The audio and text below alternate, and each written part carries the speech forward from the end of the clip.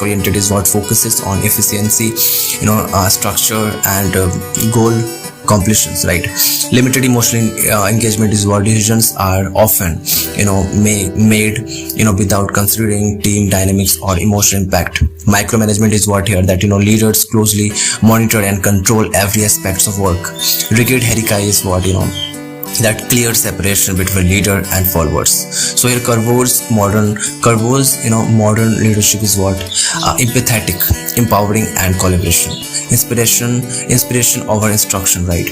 Leaders influence through purpose, examples, and obviously emotional resonance, right? People oriented here prioritizes team growth, right? Obviously emotional intelligence and here psychological safety, right? So here service driven is what here that leaders serve the team by creating environments for innovation and trust. Empowerment focus is what here that encourages autonomy, creativity and ownership. Flat structure is what here promotes shared leadership and mutual respect.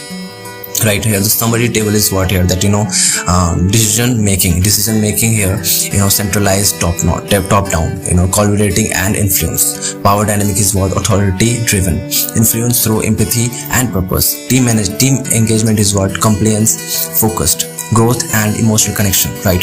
Here innovation is what risk averse, encourages experimentation, right? Communication style is what here directive, thought provoking and empathetic.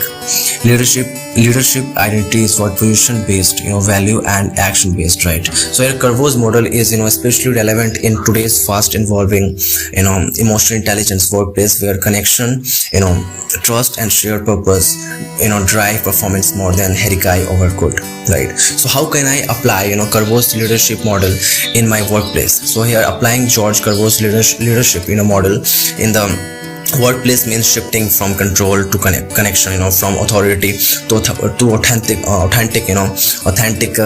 influence, right? So here is how you can bring his principle to life in a practical, emotionally intelligence way, right? So 9 ways to apply Carvol's leadership model at work, right? So here lead with purpose, not power. Share your visions and values openly, inspire your team, encourage your team by connecting their work to meaningful mission, right? Replace commands with stories, metaphors and obviously here emotional resonance. Next point is what practical emotional intelligence daily, right? Start meeting with check-ins to understand how your team feels, right? Respond to tension with empathy, not defensiveness, right? Reflect on your own emotional triggers and